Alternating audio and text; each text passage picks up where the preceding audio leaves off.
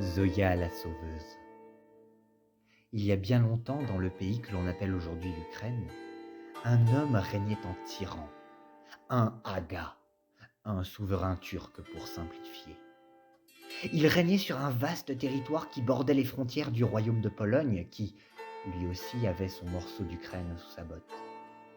Violent, avare, mais également friand de femmes, il n'hésitait pas à envoyer ses hordes de cavaliers pour incendier et piller les villages du royaume voisin. Néanmoins, ce Aga avait une grande peur, celle de mourir sans héritier. Or, ni son épouse, ni les nombreuses femmes de son harem ne lui avaient donné de fils. Et quand une année la peste s'abattit sur ses terres et décima son épouse et son harem, il en fut doublement attristé. Alors un matin, fulminant de colère, il fit rassembler tous ses soldats et leur déclara: Prenez avec vous des vivres, serrez bien la selle de vos chevaux, aiguisez vos lames, et que les torches brûlent comme les feux de l'enfer. Nous partons sur le champ sur les terres de Pologne. Nous allons saccager, tuer et piller chaque village et ville que nous verrons. Je veux cependant que vous épargniez toutes les femmes. Je veux les voir, les contempler, afin de trouver celle qui de toutes est la plus belle, afin qu'elle me donne un héritier. Aussitôt, la horde se lança au grand galop et passa avec fracas les marches frontalières de la Pologne. Partout sur son chemin, tout n'était que pillage, meurtre, incendie. À la fin de chaque assaut, le Haga faisait aligner toutes les femmes que ses hommes avaient trouvées. Qu'elles soient filles de roturiers, nonnes ou princesses, alors il les contemplait, les tâtait, les dévisageait, mais le plus souvent, aucune ne lui plaisait. Alors, comme les hommes qui avaient vaillamment lutté contre lui, les femmes étaient exécutées. Et cela dura 1 mois, puis 2, puis 3, puis une année entière. Le roi de Pologne eut beau envoyer des troupes pour défendre ses sujets, qu'ils soient polonais ou ukrainiens, cela n'y changeait rien. C'était tout juste s'il permettait aux civils de s'abriter dans un fort non loin de là.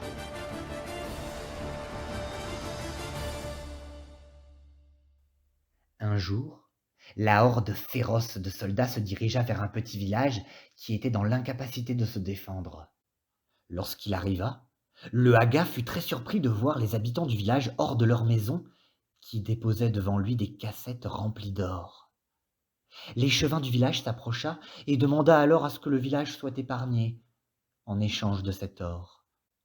En entendant cela, le Haga se mit à rire et ordonna que les magistrats soient tués sur le champ. Ensuite, il fit aligner comme à l'accoutumée les femmes et les observa. Il allait, comme d'habitude, laisser parler sa soif de sang lorsque soudain, il aperçut une très belle femme. Elle avait les cheveux comme l'écorce d'un vénérable chêne, la grâce d'un cygne, le sourire d'un ange et la beauté d'une princesse. C'était la fille d'un meunier du village. Elle se nommait Zoya. Le Haga l'observa pendant de nombreuses minutes, puis s'exclama: Mes braves guerriers, notre mission est enfin accomplie. J'ai trouvé la plus belle des femmes de ce pays. Rentrons chez nous, mais d'abord, brûlons et pillons ce village. Et que faisons-nous des hommes et des femmes? Le Haga réfléchissa pendant quelques minutes. Puisque j'ai trouvé ici mon épouse, je vais être clément. Qu'on les emmène dans mon palais. Jetez les hommes dans nos prisons en attendant qu'ils soient assez dociles pour devenir des esclaves. Et les femmes, mettez-les dans mon harem. On n'est jamais trop prudent. Au bout d'un long voyage, le Haga avait ramené en son palais sa nouvelle femme, ses prisonniers. Il se maria avec Zoya et espéra dès lors avoir un héritier. La jeune fille n'avait nullement le droit de sortir du palais. Elle passait le plus clair de son temps enfermée dans la chambre seigneuriale, un lourd boulet de chêne attaché à la jambe.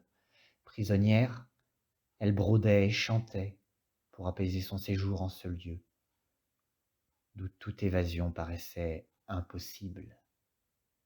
Il va sans dire qu'elle détestait son époux, qui se montrait souvent grossier et violent envers elle, tant il voulait avoir un héritier. Un matin, Alors qu'elle brodait à sa fenêtre et qu'elle chantait, Zoya entendit une petite voix qui appelait à l'aide. Elle se pencha et vit sur une gouttière à moitié effondrée une petite souris acculée au vide et menacée par un grand serpent. Criait la souris. Il va me dévorer tout cru! Quelqu'un par pitié! Zoya attrapa un bâton que son mari utilisait pour battre les domestiques, se pencha et d'un coup sec, elle poussa le serpent qui tomba dans les douves. Merci beaucoup! Dit la souris. Tu m'as tiré d'un très mauvais pas. Si je puis t'être redevable d'une quelconque façon, dis-le-moi et je le ferai. Zoya tendit alors sa main. La souris monta dans sa paume et Zoya murmura à la souris. Je t'en prie. Moi, mes frères et les habitants de mon village, nous sommes prisonniers de ce château. S'il te plaît, délivre les femmes et leurs filles du harem de mon mari et dis-leur de se réfugier dans la forêt voisine. Elles y seront en sécurité. Aussitôt, la souris se mit à courir. Elle se faufila dans un trou de mur et retrouva tous ses confrères, souris et rats. Elle leur raconta l'histoire et la promesse qu'elle avait faite. Elle demanda l'aide de ses congénères, qui acceptèrent de bon cœur.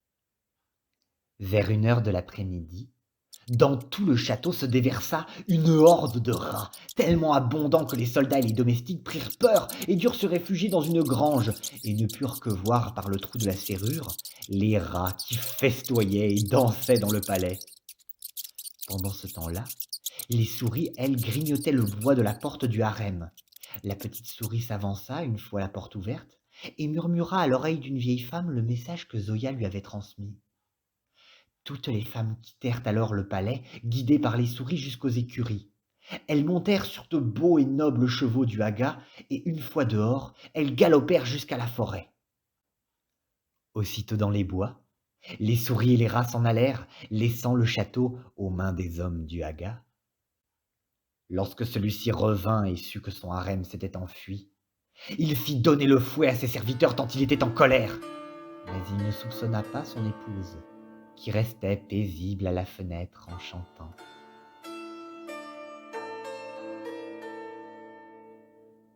Le temps passa, et un matin, alors qu'elle lisait dans les jardins un jour de canicule, Zoya vit devant elle un vieux chien.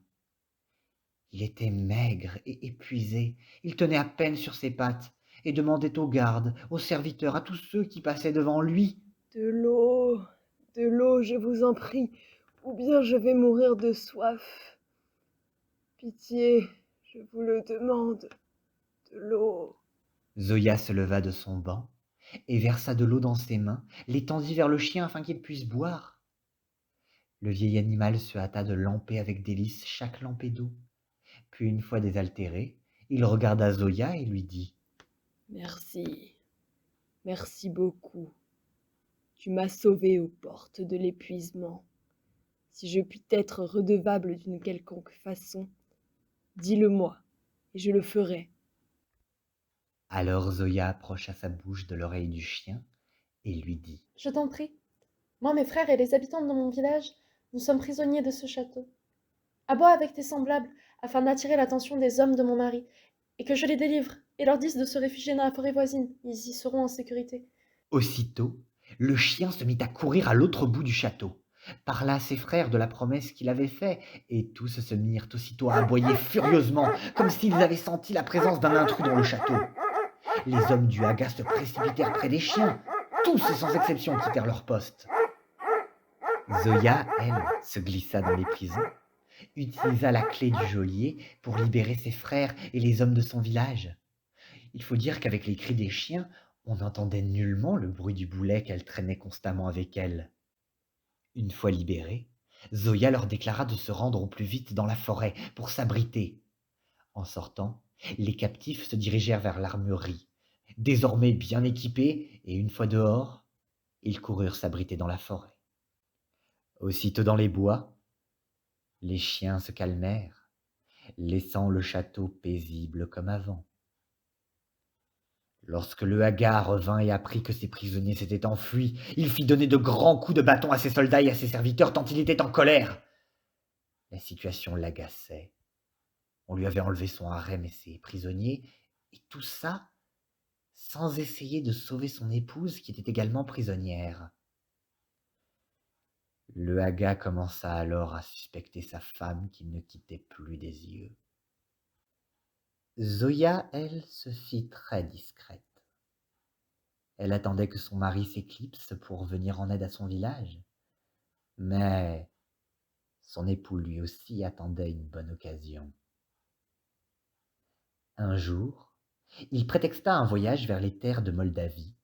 Il fit des adieux à sa femme, mais sans qu'elle le sache, il se cacha dans une armoire et attendit. Durant l'après-midi, alors qu'elle lisait à sa fenêtre, Zoya aperçut un pigeon dont l'aile était piégée dans les ronces d'un rosier grimpant et qui se débattait.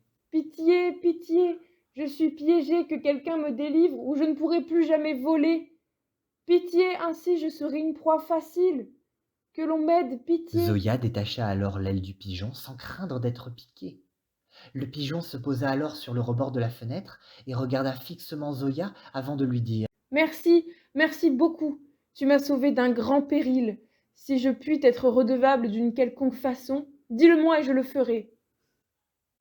Alors, Zoya approcha sa bouche de la tête du pigeon et lui demanda de transporter avec ses confrères de l'or auprès de ses frères et des habitants de son village. Mais elle n'eut pas le temps de finir sa phrase, car le Haga surgissa en colère de l'armoire, attrapa violemment Zoya tout en faisant fuir l'oiseau. Ah, perfide traîtresse, c'est ainsi que tu me remercies. Je t'ai tiré de ta condition misérable paysanne. Je t'ai fait mon épouse, l'aimée de mon cœur et de mon âme. Et c'est par une telle trahison que je suis payé en retour. Ah, pour cela tu seras châtié comme il se doit, et n'espère nulle clémence pour tes semblables. Avant la fin du jour, tu seras décapité, et dès l'aube, tes proches seront passés sous le fil de l'épée. Il enferma alors Zoya à clé et s'en alla furieux pour aiguiser son sabre. La pauvre enfant ne savait que faire. Elle se trouva totalement dépitée.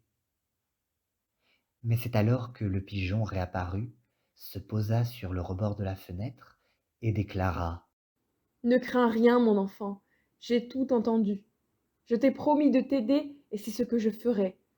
Approche ton oreille, mon enfant. et aussitôt le volatile lui raconta ce qu'elle devait faire. Lorsque le soleil commença à décliner, le Haga entra dans la chambre de Zoya et déclara Il est l'heure, mon épouse, l'heure de mourir. Et aussitôt Zoya répondit Mon époux, je vous ai trahi, je ne puis le nier. Mais je vous le demande en toute honnêteté. Je vous conjure, au nom de tout ce qu'il y a de plus sacré, d'accorder à une condamnée une dernière faveur. Quelle est-elle? demanda le Haga. Selon la tradition de mon peuple, le bourreau ainsi que ceux qui assistent à une exécution doivent être propres et parfumés afin d'apparaître le plus pur possible devant Dieu, devant lequel le bourreau se salira d'une vie enlevée. C'est pourquoi je vous implore de me laisser vous parfumer, vous et vos hommes, selon les traditions de mon peuple, afin que lorsque je quitterai ce monde, j'aie l'âme en paix d'avoir été tué honorablement. Le Haga passa un long moment à réfléchir, mais finalement il céda. Il se rendit avec ses hommes dans le hammam de sa cité, et là, Zoya s'occupa d'eux. Elle les rinça, les parfuma, les lava. Mais sans que son époux ne s'en rende compte, elle enduisait ses mains de miel, en grande quantité, et en badigeonnait le corps de son époux et de ses soldats. Cela sentait si bon que cela détendait les hommes, qui ne virent pas Zoya sortir en toute discrétion du hammam pour condamner la porte. Car à peine sortie du hammam, voilà qu'une petite bête noire à 6 pattes entre dans le hammam par un petit trou. Puis en vient une autre, une autre, une autre, et ainsi de suite. Des tas de petites bêtes noires, c'étaient des fourmis. Elles avaient été attirées par l'odeur du miel, et elles se dirigeaient vers les corps enduits de miel, et se mirent à les mordiller. Une morsure, puis une autre, puis une autre, puis une autre, puis une autre, puis une autre, et ainsi de suite. Le hammam était infesté de fourmis qui mordaient les soldats, et le Haga qui tentait vainement de sortir, et cela dura tant et si bien qu'à la fin du jour, le Haga ainsi que ses soldats étaient morts. Zoya prit alors un cheval, galopa dans la forêt, où elle retrouva ses frères et les habitants de son village. Elle leur annonça la mort du Haga, et tous quittèrent la forêt, avec armes et chevaux, vers l'ancien fief de leur ennemi, qui devint le leur, et qu'ils renommèrent Yanev. Quant à Zoya, elle vécut longtemps dans le bonheur de ses semblables, et fit graver sur la porte de sa demeure cette morale. La bonté est une clé vers l'évasion, la fidélité envers les siens le plus grand des trésors, et l'impossible ne l'est que lorsque l'on n'a pas tenté de le rendre possible.